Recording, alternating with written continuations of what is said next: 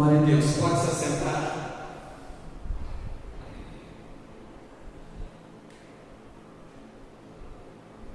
Gálatas 5, versículos 22 e 23.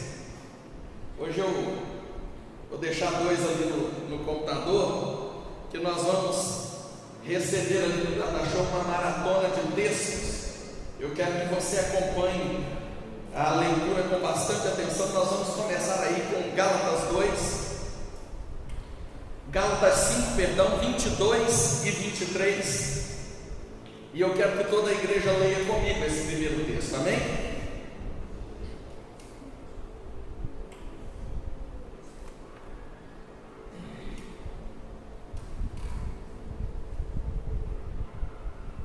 Vamos lá?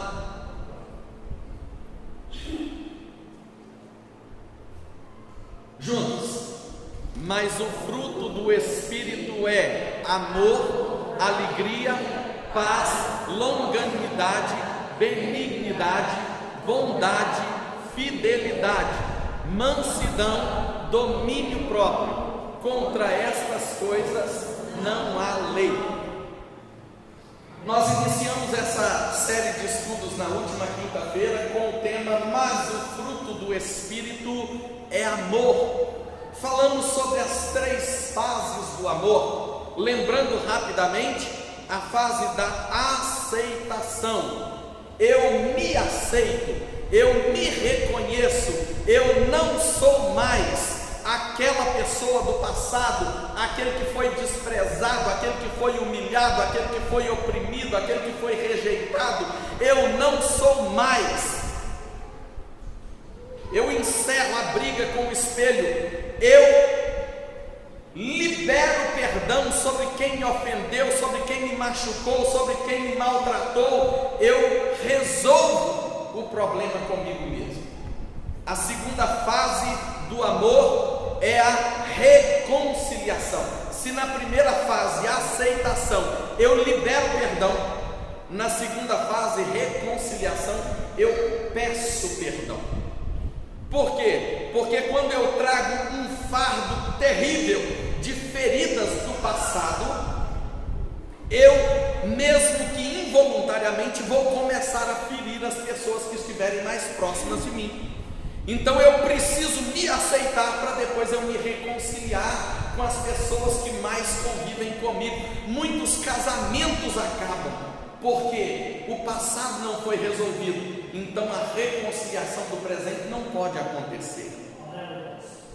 Muitos filhos e pais não se entendem, porque o pai trouxe uma bagagem de que meu pai me maltratou, de que meu pai me abandonou, minha mãe fez isso, eu fui humilhado, eu fui abusado, eu fui isso, eu fui aquilo, e ele não consegue amar o filho, e por isso não há bom relacionamento entre pais e filhos. Precisa haver aceitação, liberar perdão, para que você peça perdão àqueles que você tem ferido. E a terceira fase do amor, a adoração. E você se conecta com Deus de maneira sincera e verdadeira. Passando então para o segundo ponto de Gálatas 5, 22. Mas o fruto do amor é alegria. E para isso eu quero ler com vocês Provérbios 17, 22. E há um tremendo conflito em minha alma com relação ao tema de hoje, viu, irmãos? Eu vou confessar. Vamos ler juntos? Provérbios 17, 22, vamos lá? O coração alegre é bom remédio, mas o espírito abatido faz secar os ossos. Você pode puxar Filipenses 4, versículo 4 aí, por favor? Agora, Filipenses 4, versículo 4, é um imperativo. Vamos juntos? Não, 4. Perdão.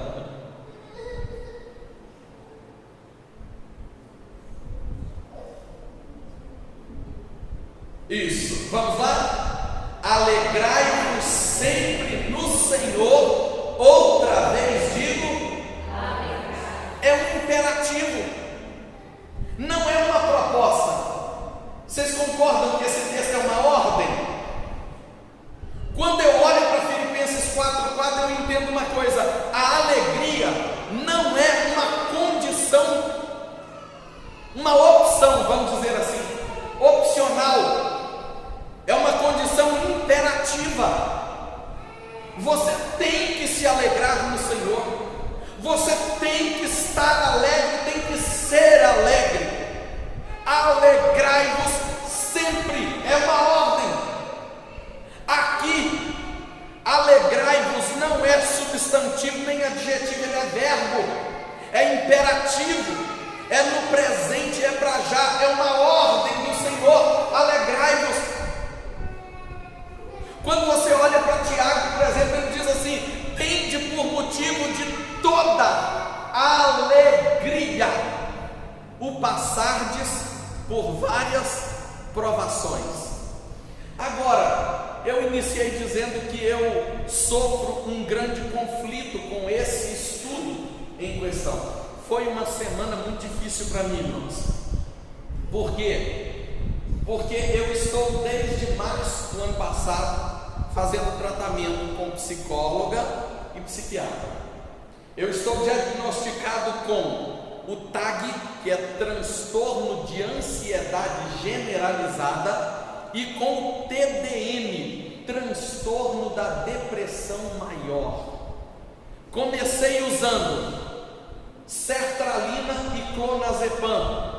O efeito não foi o esperado. Tiramos a sertralina e agora eu estou com a Vendexia de 100 mg, o clonazepam em gotas e tem uma outra ainda, que eu estou tentando lembrar o nome aqui. 3 medicamentos. Aí você me pergunta assim: Jonas, o que é clinicamente falando a depressão? Depressão é exatamente aquilo que você encontra na pista. Existem 2 tipos de deformação na pista, vamos dizer assim, que você aprende lá na sua escola de direção. Primeiro tipo de modificação na pista é aquele que faz isso aqui. Como é que é o nome disso aqui? Lombada, não é isso? O famoso quebra-molas. A lombada. Mas existe também o inverso, quando há um afundamento da pista, e a esse afundamento é chamado depressão. Então o que é a depressão? É literalmente um afundamento emocional. Depressão então é você ficar triste o tempo todo? Não. Depressão não é a presença contínua da tristeza, mas é a ausência permanente da alegria. Percebeu como é que a coisa é conflituosa? O que é a ausência permanente da alegria? Gente, presta atenção. Todos sabem que o melhor hobby, aquilo que eu mais gosto de fazer é o que, gente? Qual é o hobby do evangelista Jonas? Qual é? Viajar. Ué. Pegar esse estradão aí, mas não é qualquer viagem não. Se o passageiro for medroso, tirou a alegria da minha viagem. Não gosto de passageiro medroso. Quando o sujeito entra no carro e já pergunta assim: você não passa disso aí não, né? Eu falo: olha, então não vai comigo não, porque eu passo sim. As curvas aqui de São Félix eu faço a 115, tranquilamente. Gosto de viajar e gosto de acelerar. 140, 160. O Jameson já foi meu companheiro de viagem. Quando eu cheguei a 185 por hora, ele segurou naquele suporte ali e falou: faz isso comigo não, rapaz. Aí eu tirei o pé, sabe? Deixei ele meio preocupado. Mas interessante, desde que eu comecei a enfrentar essa luta, eu cancelei algumas viagens, porque não há contentamento nem naquilo que você mais gosta. A depressão é a ausência da alegria, até naqueles momentos em que você tinha plena alegria. Então, peraí, tem um outro problema em ministrar esse estudo. Primeiro, ele está sendo ministrado por um depressivo, por alguém que já faz algum tempo que não conhece esse sentimento chamado alegria. E tem um outro problema. Irmãos, eu fui justamente para alcançar aí material suficiente, eu visitei ao longo dessa semana alguns sermões online, aquela turminha ali no YouTube, sobre alegria, sobre o fruto do Espírito. Irmãos, é assustador. A maioria dos pregadores atribuem a depressão a um problema espiritual e declaram-na como ausência de Deus na vida da pessoa. Olha como a coisa é séria. Então, no conceito religioso de muitos, se você é depressivo, logo Deus não está em você.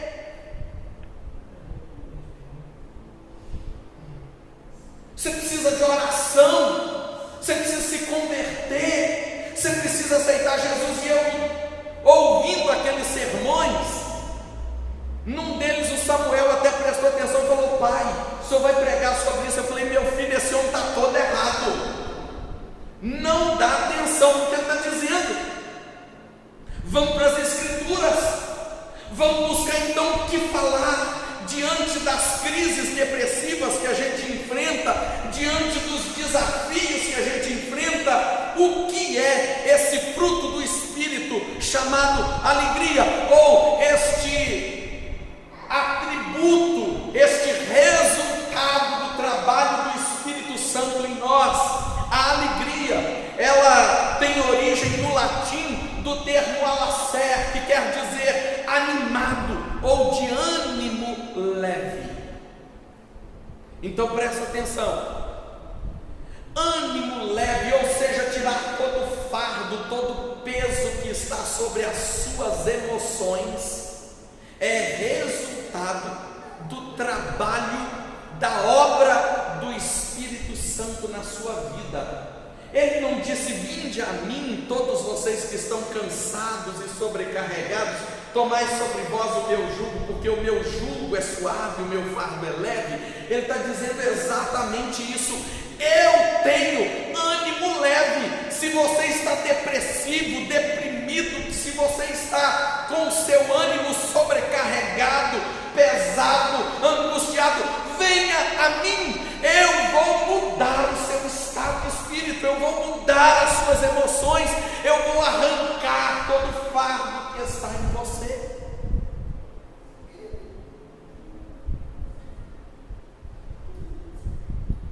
Fui a um médico recentemente.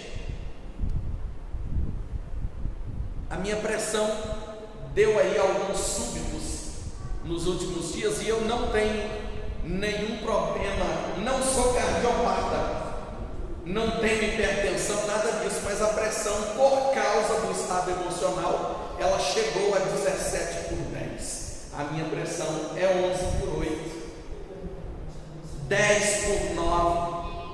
A minha pressão 12/8, eu já acho que ela está alta. Pra vocês terem uma ideia de como é. Ela chegou a 17/10. Uma dor no coração que irradiava para o braço. Eu falei: eu estou morrendo. Aí eu cheguei no médico, ele fez alguns exames, olhou, examinou tudo, coração, e perguntou para mim assim: você é daqueles crentes que acham que tudo é obra de Satanás? Eu disse: não sou desses não. Ele disse: então deixa eu te falar, seu diagnóstico é emocional, isso é psicossomático, você não é cardiopata, você não tem tendência nenhuma a isso, você precisa fazer tratamento. Eu disse: mas eu já estou fazendo, doutor. Ele disse: então continua, clinicamente não tem nada. Tem pessoas que acham, não, isso é espiritual, vamos repreender isso. Nem tudo é espiritual, irmãos. O fruto do Espírito é alegria, e alegria não é um presente de Deus para nós. Alegria é uma ordem de Deus dada a nós. Logo, eu entendo que a alegria é uma decisão minha. Pesou agora, né? E como eu faço quando eu estou clinicamente triste? Quando o meu diagnóstico é esse, a primeira coisa que eu fiz, eu falei, eu vou aceitar o diagnóstico, eu preciso de ajuda. Fui procurar ajuda clínica, mas não só isso. A psiquiatra perguntou para mim assim: eu entendo que você precisa de um afastamento do trabalho, vamos seguir por esse caminho? Eu disse, de jeito nenhum. De jeito nenhum. E ela perguntou por quê. Eu disse, olha, 2 problemas com relação a isso. Primeiro, eu não quero ser um peso à igreja. Que vocês acham que se eu chegar e apresentar ao conselho da nossa igreja um documento dizendo que eu estou inapto para o trabalho, o conselho vai me desamparar? Não, então nós não podemos continuar te pagando, não. Você dá um jeito de correr atrás do INSS? Não. O conselho da igreja não me desampararia, nunca fez isso, e eu me sentiria um fardo nas costas da igreja. Então eu disse para ela, doutora, eu não quero ser fardo para a minha igreja. E o segundo problema, eu não quero me entregar à enfermidade. Então eu vou continuar trabalhando. Eu estou na célula terça-feira, estou na célula quarta-feira, estou no estudo bíblico quinta, estou na célula sexta, sábado, se tem algum convite eu estou indo, eu estou em todos. Na terça-feira eu senti dores horríveis, peguei no telefone umas 2 vezes, falei, vou ligar para o presbítero Devani, vou pedir socorro, mas eu falei, é desaforo, não peço socorro, eu vou lá, eu não vou me entregar, eu estou vivendo um momento. Mas a única forma de eu vencer esse momento é entender que a alegria é um imperativo de Deus. Se eu fechar a porta do meu quarto e me isolar, eu não estarei lutando. Então eu vou lutar.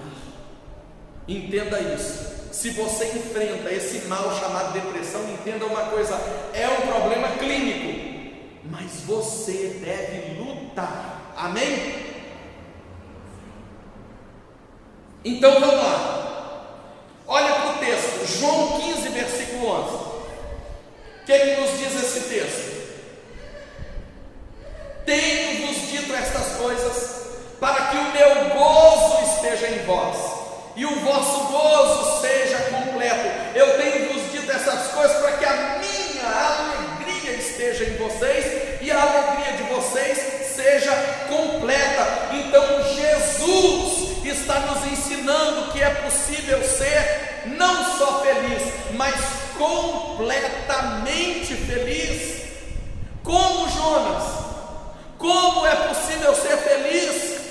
Vamos seguir em frente. Lucas 10, versículo 20, ainda vai nos dar outra pancada. Não obstante, alegrai-vos, é novamente verbo no imperativo, não porque os espíritos se vos submetem, e sim porque o vosso nome está arrolado nos céus. Então o Senhor Jesus, Ele vem trazendo a ordem do alegrai-vos, alegrai-vos, alegrai-vos, e aqui em Lucas 10 Ele nos dá uma das maiores, ou a maior razão da nossa alegria. Não é porque nós temos domínio sobre os espíritos, não é porque há autoridade reconhecida em nós diante dos homens. A nossa alegria não pode estar pautada na curvatura dos homens, só porque os homens se inclinam diante de você. A nossa alegria deve estar na maior promessa de Deus para cada um de nós, a eternidade nos céus, quando as coisas turvarem diante dos seus olhos. Olhe, a acima das circunstâncias e veja o que Deus tem para a sua vida. Amém? Alegria é um imperativo de Deus, mas ainda que sendo uma ordem de Deus, a gente perde a alegria. Ainda que sendo um mandamento de Deus para a nossa vida, a gente fica depressivo, deprimido, ausente de alegria. Fica ou não fica? Porque a nossa alegria, o nosso ânimo leve, a nossa animação, ela tem alguns carrascos. E eu quero citar 3 carrascos da alegria que talvez estejam aí na sua vida. Eu quero te ajudar, assim como eu tenho lutado contra esses carrascos. E olha, irmãos, eu, à medida que preparei esse estudo, eu identifiquei os carrascos que estão sobre mim. O que é um carrasco? Os carrascos eram muito usados na época da escravidão. Eram aqueles que açoitavam os escravos, que os obrigavam a jornadas longas de trabalho. Então o carrasco é um obstáculo ou um empecilho que você cria. O primeiro carrasco chama-se autossabotagem. É um carrasco da alegria. O que é a autossabotagem? Você mesmo cria o obstáculo que te impede de alcançar os seus alvos, de conquistar os seus objetivos. E eu não estou dizendo que isso é algo voluntário, não. Na maioria das vezes é involuntário. Na maioria das vezes você vai chegar no gabinete pastoral ou no consultório clínico e dizer assim: eu não consigo lutar contra isso, porque é involuntário, mas é um carrasco. A autossabotagem é um carrasco. E como funciona a autossabotagem? Olha aí, Lucas 17, versículos 3 a 4, o que está dizendo? Acautelai-vos, se teu irmão pecar contra ti, repreende-o. Se ele se arrepender, o que você tem que fazer? Perdoa-lhe. Se por 7 vezes no dia, é um dia só, se por 7 vezes no dia ele pecar contra ti e 7 vezes vier ter contigo dizendo: estou arrependido, qual é a ordem? Fala mais alto em nome de Jesus, qual é a ordem? Esse é o primeiro carrasco da autossabotagem. Eu guardo dentro de mim o mal que me foi feito. Você tem facilidade de liberar perdão? Hernandes Dias Lopes disse em seu sermão que guardar rancor é como tomar um copo de veneno e desejar que o outro morra. Quando eu acumulo a mágoa, o rancor, o ódio contra alguém dentro de mim, eu estou me sabotando. O ódio que eu sinto em nada vai prejudicar a pessoa que eu estou odiando, mas a mim prejudica, porque se eu não consigo perdoar, eu não consigo me libertar das algemas, eu não consigo me libertar do que aconteceu e nem da pessoa que me prejudicou. Então, se teu irmão fez algo contra você, se você foi profundamente machucado em tua alma, não se sabote, perdoa. E eu quero deixar bem claro que perdoar não é esquecer, não é vou tomar um remedinho aqui, um comprimidinho chamado amnésia, não é isso não. Perdoar é não sofrer mesmo se lembrando.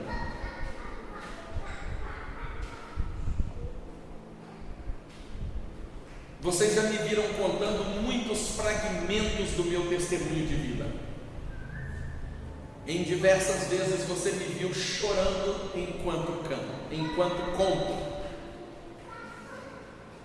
E eu quero deixar bem claro para os irmãos que eu me emociono em muitas das situações que eu vivi, não porque o meu coração carrega o peso do passado. Eu revisitei meu passado, eu liberei perdão, eu me reconciliei com aqueles que me oprimiram. Mas quando eu olho para tudo que eu vivi e vejo onde eu estou, irmãos, eu não me contenho de alegria pelo grande bem que o Senhor fez à minha vida. Eu louvo a Deus. No dia 16 de fevereiro eu preguei na Igreja Presbiteriana Floresta, em Valadares, e contei um pedaço do meu testemunho ali. E quando terminei o sermão, eu contei ali, foi literalmente assim, o arremate do sermão. Eu contei 5 ou 10 minutos do meu testemunho. Quando eu terminei e orei, veio uma senhorinha idosa do banco em lágrimas, olhou para mim e disse: meu filho, eu quero te abraçar. E eu prontamente a abracei, e quando eu estava abraçado a ela, ela me perguntou assim: como você suportou tudo isso? Como você conseguiu? E então eu me afastei do abraço, olhei nos olhos daquela senhorinha e disse: não lamente o meu sofrimento, porque eu não lamento. Eu entendo que ele foi necessário, porque foi por meio do sofrimento que o meu caráter foi moldado para ser hoje o que Deus quer que eu seja. Então você precisa entender isso. Não se sabote, libere perdão. Outra autossabotagem que nós fazemos muito: nós criamos falsas expectativas, e o resultado de uma falsa expectativa é a decepção. Quantas vezes você se decepcionou e o coração machucado pela decepção? Gente, relacionamentos terminam por isso, casamentos acabam por isso,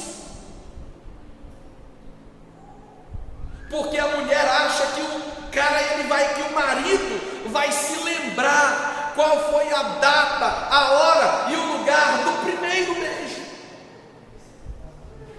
e quando ele não se lembra, eu não quero nem falar com você.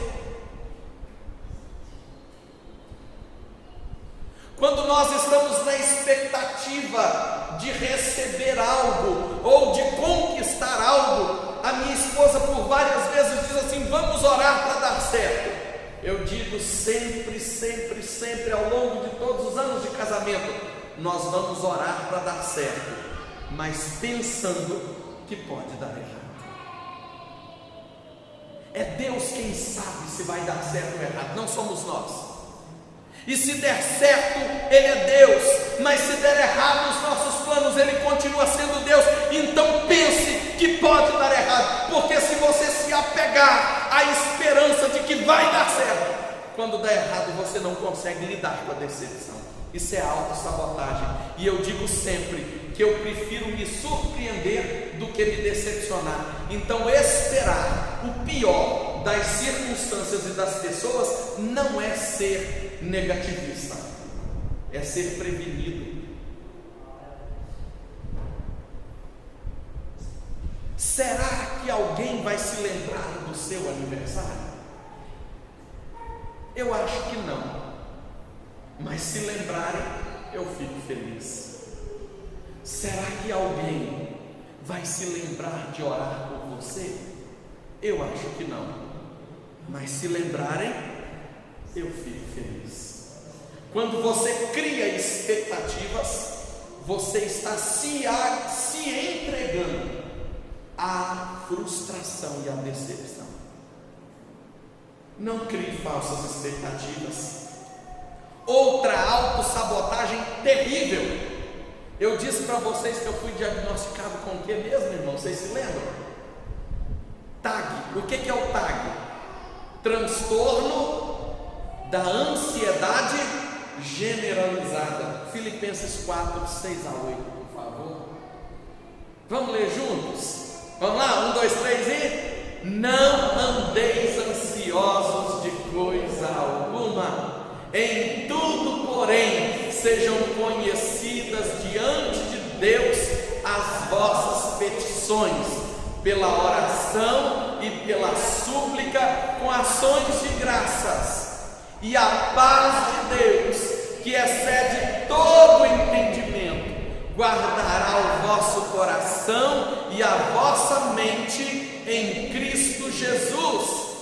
Finalmente, irmãos, tudo que é verdadeiro, tudo que é respeitável, tudo que é justo, tudo que é puro, tudo que é amável, tudo que é de boa fama, se alguma virtude há e se algum louvor existe, seja isso o que ocupe o vosso pensamento. Ei, por que eu estou falando para você do meu quadro clínico? Porque alguns se assentam nos bancos da igreja, olhando para o pregador como se ele estivesse dando a receita do sucesso. Toda pregação é uma receita de sucesso. Irmãos,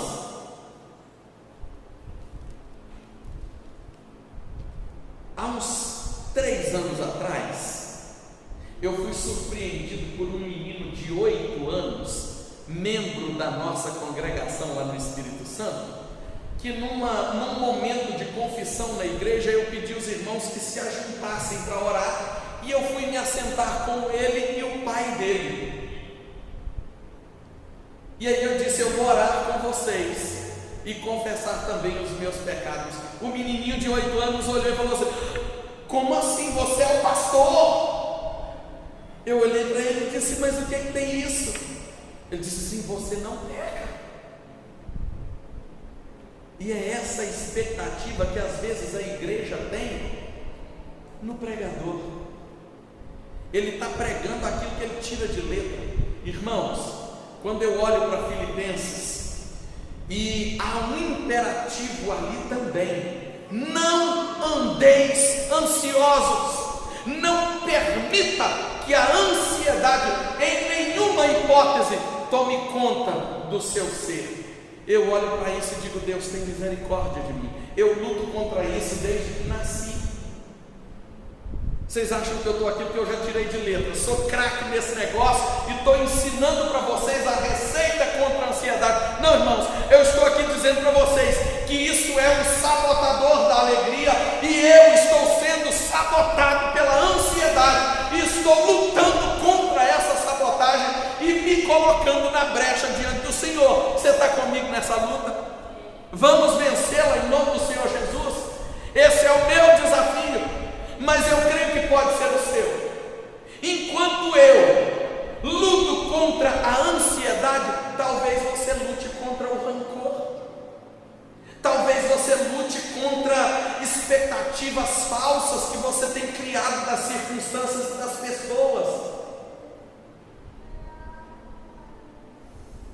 Eu não sei qual é a sua autossabotagem, mas eu sei que nós estamos nessa luta juntos em nome do Senhor Jesus. Primeiro carrasco da alegria: a autossabotagem, o bloqueio que eu mesmo crio com a minha ansiedade, com o meu rancor, com as minhas falsas expectativas a respeito de tudo e de todos.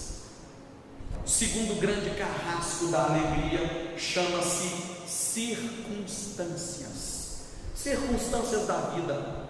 Filipenses 1, versículo 12, vamos mais uma vez ler em voz alta, a igreja participa comigo na leitura, vamos lá? Filipenses 1, 12.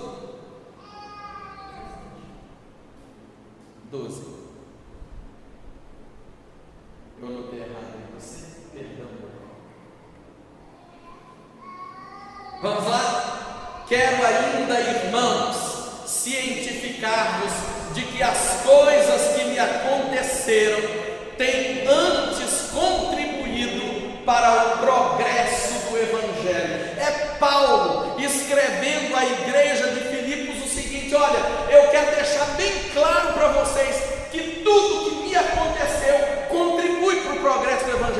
Vocês lembram do que eu disse para a senhorinha dia 16 de fevereiro? Não lamente o meu sofrimento, porque eu não lamento. Eu sei que Deus trabalhou através do sofrimento.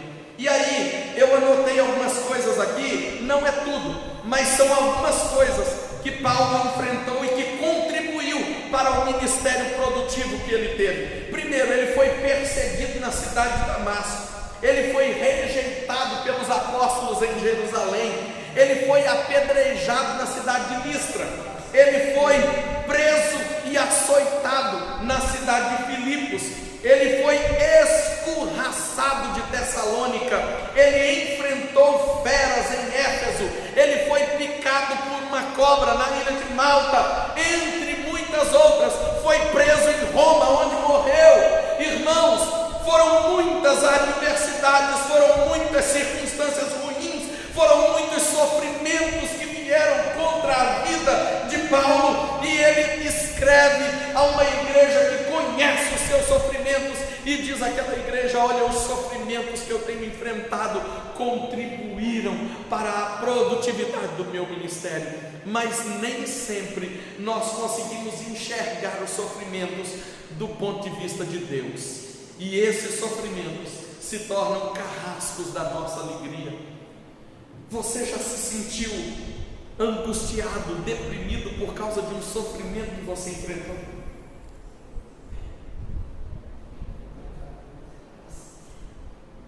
Os irmãos acompanharam a minha luta desde o início do ano passado, e muitos aqui, ao conversarem comigo, disseram para mim assim: Jonas, eu entendo o que você está passando. Em muitos momentos eu vim para o culto completamente transtornado em meu semblante, abatido, de irmãos perceberem o meu abatimento e dizerem para mim: olha, eu vi que você não está bem hoje. Quantas vezes e quantos momentos ao longo desse último ano a minha alegria foi roubada por causa do sofrimento, por causa das dificuldades que eu enfrentei e estou enfrentando. Mas irmãos, essa alegria só foi roubada por uns momentos, ela será restituída, ela será dada de volta. Eu estou orando como Davi: restitui-me a alegria, restitui-me a alegria, traz de volta, Senhor, porque Ele é poderoso para trazer de volta, é fruto do Espírito, e se eu creio que está sobre mim o Espírito de Deus, então Ele produzirá a alegria que me foi roubada.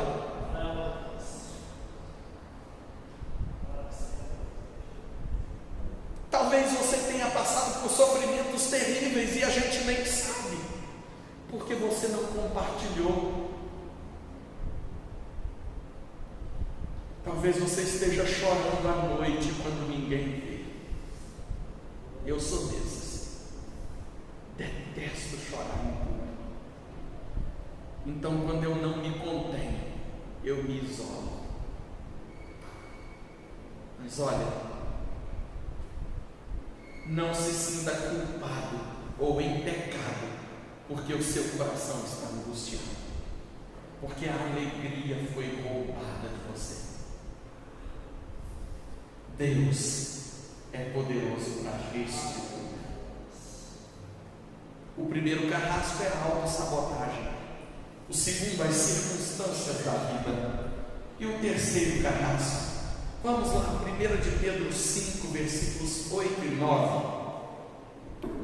Mais uma vez eu convido você a ler comigo, vamos lá? Sede sóbrios e vigilantes, o diabo, vosso adversário, anda em derredor como leão que ruge procurando alguém para devorar. Resisti-lhe firmes na fé, certos de que sofrimentos iguais aos vossos estão se cumprindo na vossa irmandade espalhada pelo mundo. O terceiro e último carrasco da nossa alegria chama-se Satanás. Quando você olhar para o texto, você vai perceber que o texto é bem claro no versículo 9, de que Ele nos incute sofrimentos. Ele traz situações, Ele é o nosso acusador, Ele é o nosso opressor, Ele é o nosso inimigo, Ele está aqui para promover sofrimentos.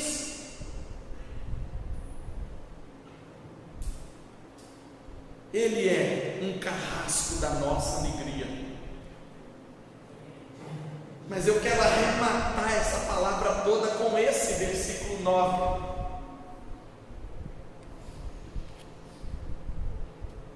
Pedro, quando escreve esse texto, ele diz: resisti-lhes, certo de que sofrimentos iguais aos vossos estão onde? Se cumprindo em toda a irmandade espalhada pelo mundo. Ei, você não está sozinho nessa luta. O número daqueles que sofrem é grande demais, demais, demais.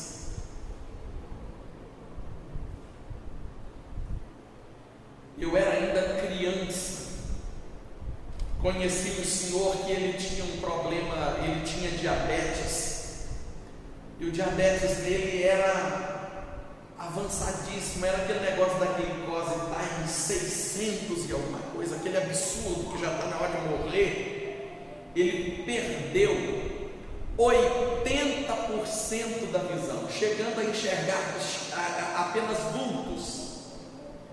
Então recomendaram para ele era de Mantena, e recomendaram para ele um tratamento feito em Vitória, no Hospital das Clínicas, onde ele poderia não ter a reversão da visão, mas controlar aquele diabetes que estava totalmente fora de controle. Então ele foi para um centro especializado nesse tratamento lá em Vitória, mas, queridos, ele conta que ele saiu de casa blasfemando até. As pessoas falavam com ele: olha, Deus vai estar nessa causa. Que Deus o quê? Meu sofrimento já está para lá de Bagdá, esse negócio já deu errado. E ele murmurava dizendo que ele era o pior do mundo, que ele era o pior do mundo, porque ele tinha perdido a visão, ou parte dela.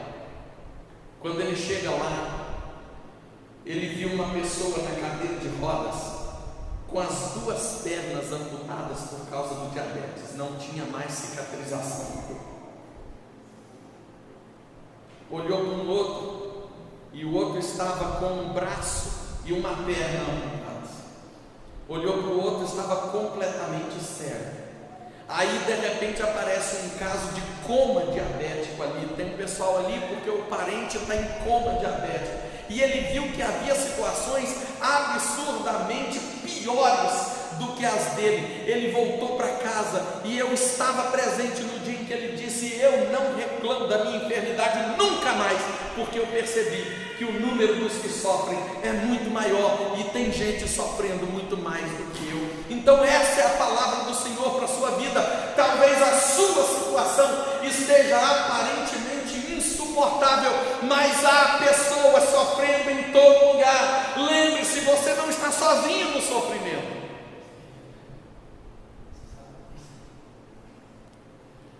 Você não está sozinho. E o mesmo Tiago, que disse: tende por motivo de grande alegria ao passardes por várias provações, disse também que a provação da vossa fé produz perseverança. Ei, o Deus que permite o sofrimento, nos prova no sofrimento, nos molda no meio do sofrimento, nos fortalece diante do sofrimento e nos restitui a alegria depois do sofrimento. O fruto do Espírito é a alegria, e quando a nossa alegria é sabotada por carrascos que entram em nossa vida, Deus pode restituir, Ele pode trazer de volta por meio do seu Espírito Santo. Então lembre-se, É o Espírito de Deus quem produz alegria plena em cada um de nós. E se ela está faltando em você, coloque-se na brecha da oração, coloque-se na brecha da súplica, do clamor, e deixa Deus trabalhar em você até que você chegue à estatura de varão perfeito, em nome do Senhor Jesus. Fique de pé e feche seus olhos. Quero convidar o presbítero Devani a encerrar com uma palavra de oração. Senhor Deus, nosso amado Pai, nós bendizemos o teu nome nessa noite. Glórias ao teu nome, Jesus. Nós glorificamos e bendizemos porque tu és Deus. E o Senhor sempre esteve, sempre estará no controle de toda e qualquer situação. Amém, Ó Jesus. Deus, eu sei que os nossos olhos físicos, eles são limitados, ó Pai.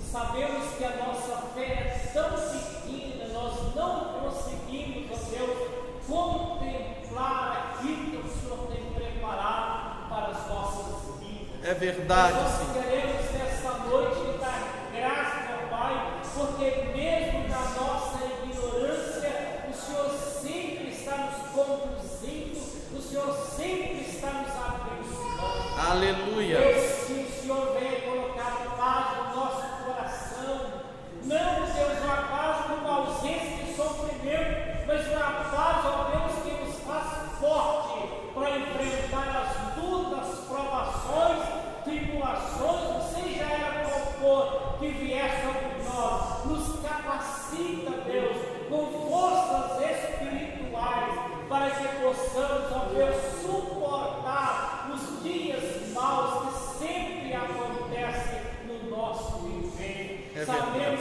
que a graça do Senhor é que nos fortalece, a tua graça é que nos faz vencedores e mais que vencedores do Senhor. Deus amado, nos ajuda, Senhor, porque somos fracos, somos falhos, somos tão limitados, mas que o teu Espírito Santo venha derramar alegria no nosso coração. Em nome de Jesus. Para que possamos, ó Pai, ser fortalecidos na graça do seu poder, para que possamos, ó Deus, viver uma vida digna do Evangelho que cremos e que aceitamos na nossa vida, Pai.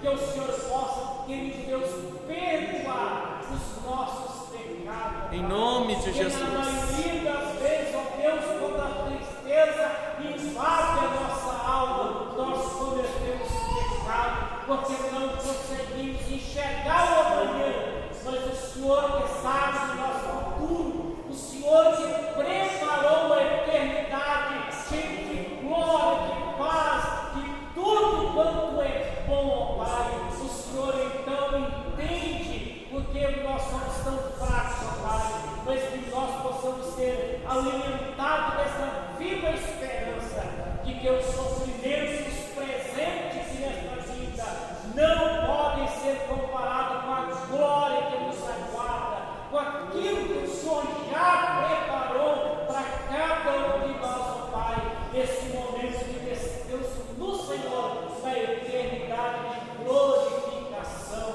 Por isso nós somos gratos, porque em toda e qualquer situação ou circunstância, o Senhor está presente para nos conduzir, direcionar e nos conduzir à tua presença santa. Ensina-nos a entender e aceitar a tua vontade, mesmo que a gente, em alguns momentos, eu sei que não vamos entender, mas que possamos ter fé suficiente para aceitar a vontade do Senhor, porque ela é boa, perfeita, Aleluia. agradável. Muito obrigado por tudo. Nós te oramos em súplicas e ações de graças, em nome